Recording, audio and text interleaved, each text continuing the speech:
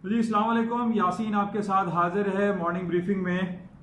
आज यकम जून है और इस हफ्ते का पहला वर्किंग डे है, यानी हफ्ते का और महीने का पहला वर्किंग डे आज स्टार्ट हो चुका है। और अर्ली मॉर्निंग में आपके साथ हाजिर भी हुआ था। जो इवेंट हमारे पास सैटरडे संडे होता है, और मैं आपसे यही जिक्र करता हूँ कि सैटरडे संडे हम ये ढूंढ रहे होते हैं कि कौन से इंपॉर्टेंट इवेंट ऐसे हुए हों जिसका इम्पैक्ट मंडे की मार्केट ओपनिंग पर होता है। तो सैटरडे संडे हमारे पास बड़ा सीरियस इशू था। पूरे अमेरिका में जलाओ घिराओ और कर्फ्यू का निफाज चल रहा है। वहां पे एक ब्लैक बंदा जिसका नाम जॉर्ज फ्लॉयड था, उसको मार दिया गया।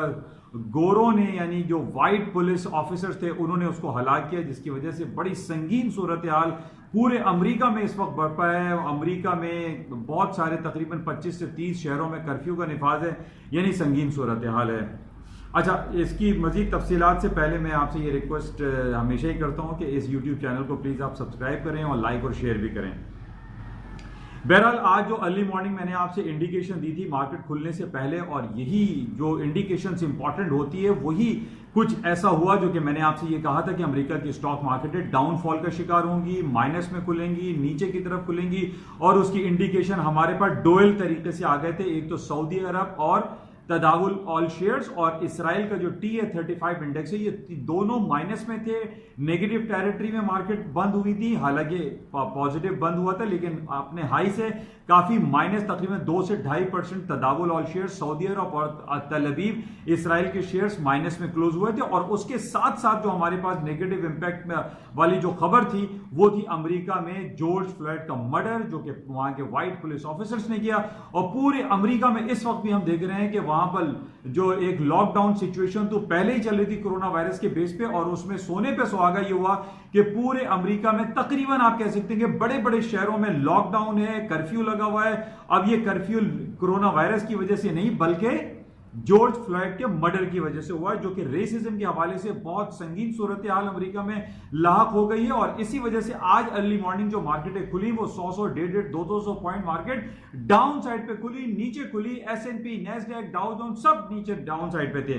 बहरहाल इस वक्त थोड़ी सी हम ये देख रहे हैं कि मार्केट में रिकवरी आई है और मार्केट थोड़ी सी हायर साइड पे। लेकिन जो खबरें चल रही हैं, जो सीरियस इश्यूज हैं, उसमें ये सिर्फ हम अमेरिका की बात नहीं कर रहे, बल्कि अभी जो ताजा तरीन खबर है उसमें लंदन और बर्लिन में, यानी यूरोप में भी इस रेसिज्म के खिलाफ आवाज उठ रही है। लोग सड़कों पर निकल आए हैं। तो इसका जो इंडिकेशंस हमारे पास आ रही हैं उसमें ये कह सकते हैं कि जनाब ये एक तूल पकड़ जाएगा। ये कोरोना वायरस जिस तरीके से पूरे दुनिया में लॉकडाउन था, इस रेसिज्म के खिलाफ भी यूरोप और अमेरिका में एक नई लहर आ सकती है। यानी कोरोना वायरस के बाद ये जॉर्ज फ्लॉयड के मर्डर को लेकर ये यूरोप में और अमेरिका में एक संगीन सूरत-ए-हाल सामने आ सकती है।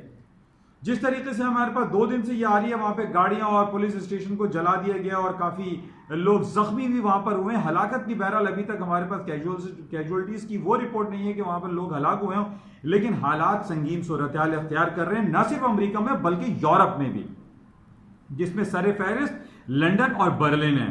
बहरहाल इन बेसिस पे हम ये कह सकते हैं कि स्टॉक मार्केटें डाउनफॉल का शिकार हो सकती हैं। लेकिन आज जो कि पहली जून है, यकम जून है, हमारे पास जो डिफरेंट रिपोर्ट्स आती हैं यकम जो शुरू के पहले महीने में, उसमें आज बहुत सारी रिपोर्टें अमेरिका की आ रही हैं, जिसमें जो ISM है वो सर-ए-फहरिस्त है।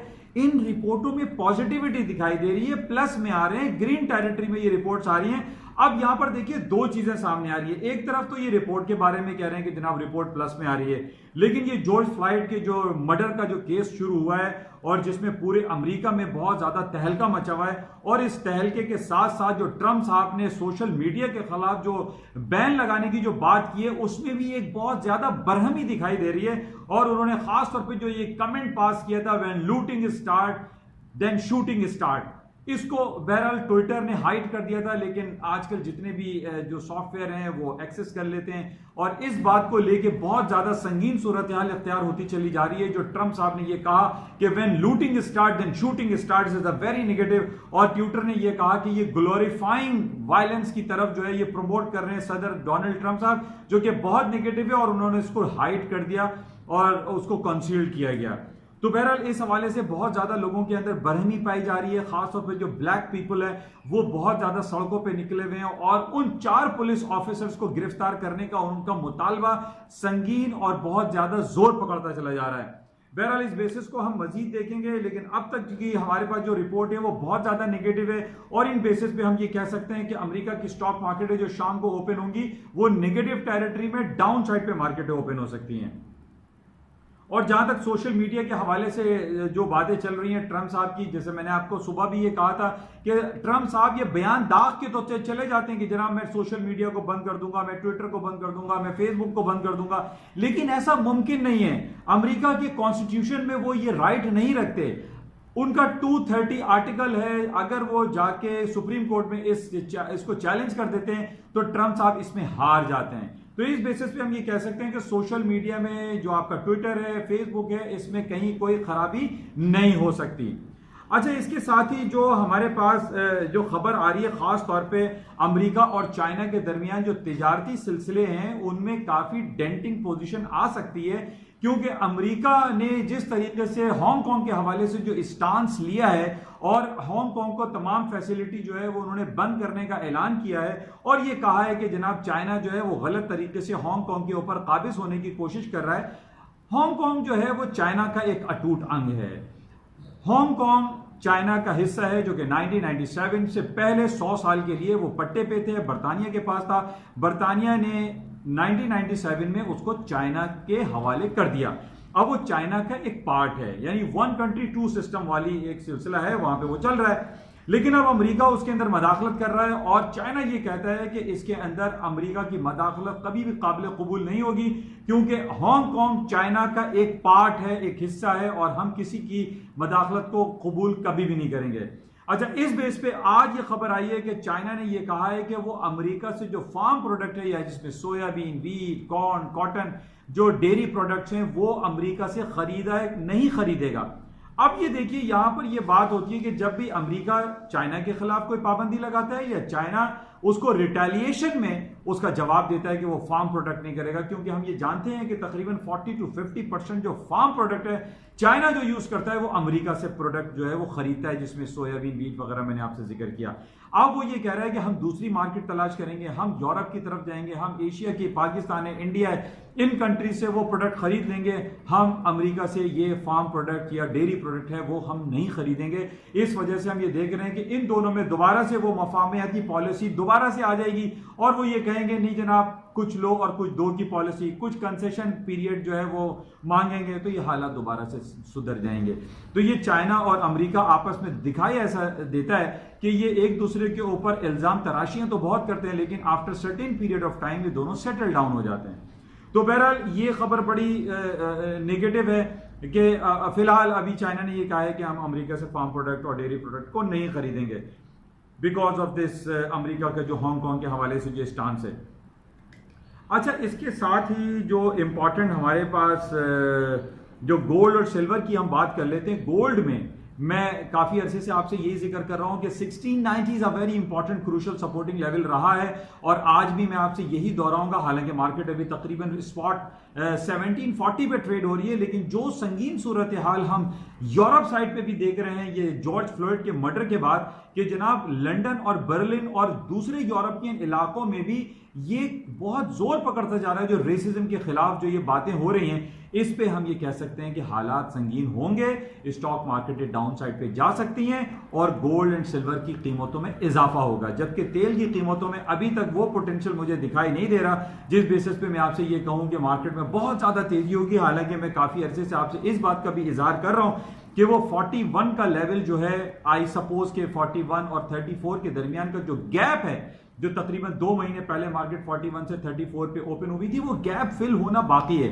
तो माइट पॉसिबल जिस तरीके से हम आजकल लॉकडाउन में जितनी रिलैक्सेशन की बातें सुन रहे हैं और यूरोप में और अमेरिका में बहुत सारे स्कूल भी ओपन कर दिए हैं, यूनिवर्सिटीज ओपन हो रही हैं विद सर्टेन एसओपीज, तो उस बेसिस पे हम ये कह सकते हैं एयरलाइन सेक्टर ओपन हो रहा है तो तेल की कीमतें $41 तक जा सकती हैं। लेकिन on the basis of these all जो जॉर्ज फ्लॉयड के हवाले से जो खबरें चल रही हैं कि स्टॉक मार्केटें गिर जाएंगी, इसके अंदर हकीकत मौजूद है। अगर ये संगीन सूरत हाल हुई तो पूरे स्टॉक मार्केटें बंद हो सकती हैं, कंपनीज बंद हो सकती हैं, बैंक्स हॉलिडे हो जाएगा, तो इन बेसिस पे स्टॉक डाउनफॉल हो सकते हैं। बहरहाल इस जॉर्ज फ्लॉयड के जो मैटर है, जो सब्जेक्ट है, इसको हमें बड़ा क्लोजली देखना पड़ेगा और इस बेसिस पे क्या कुछ अमेरिका में होता है। तो बहरहाल ये इस वक्त की ताज़ा तरीन सूरत हाल है, खबरें हैं जो कि मैंने आपके साथ शेयर की। गोल्ड की कीमतों में इजाफा हो सकता है because of this all matter. और बाकी जो करेंसीज की खबरें हैं, करेंसीज में थोड़ी सी हायर साइड पे मूड है। स्टर्लिंग भी आज 1.24 पे चल रहे हैं, यूरो भी 11.5040 पर मार्केट आ गई है। तो इसमें थोड़ा सा पोटेंशियल इस वजह से दिखाई दे रहा है। गोल्ड में भी पोटेंशियल इस वजह से भी दिखाई दे रहा है क्योंकि अमेरिका में नेगेटिव इंटरेस्ट रेट की बातें काफी चल रही हैं। इसके साथ ना सिर्फ अमेरिका में इंटरेस्ट रेट नेगेटिव की बात हो रही है, बल्कि हम बर्तानिया साइड पे भी यही देख रहे हैं, यूरोपियन यूनियन की तरफ हम देख रहे हैं कि नेगेटिव इंटरेस्ट रेट की कहानियां ज्यादा चल रही, जिस बेसिस पे हम ये कह सकते हैं कि करेंसी मार्केट और गोल्ड सिल्वर में मजीद तेजी हो सकती है। और प्लस जो अमेरिका के हालात खराब हुए हैं, जॉर्ज फ्लॉयड के बेसिस पे गोल्ड की कीमतें हायर साइड पे जा सकती हैं। बहरहाल ये सूरत हाल थी आज तक की और अभी तक की। इंशाल्लाह राब्ते में रहेंगे और मैं आपसे ये रिक्वेस्ट करता हूं और आपको मैंने कहा भी है कि अगर आप लोगों के व्हाट्सएप नंबर है तो वो मुझे आप सेंड करें यूट्यूब के थ्रू। मैं आपको अपने व्हाट्सएप प्लेटफॉर्म पे भी ले आऊंगा ताकि आपको इंपॉर्टेंट जो भी इवेंट्स होते हैं उससे आपको आगाही मिलती रहे। इंशाल्लाह राब्ते में रहेंगे। जाते हुए मैं आपसे रिक्वेस्ट करूंगा कि इस यूट्यूब चैनल को प्लीज सब्सक्राइब करें, शेयर करें, लाइक करें और बेल आइकन भी प्रेस करें। Thank you.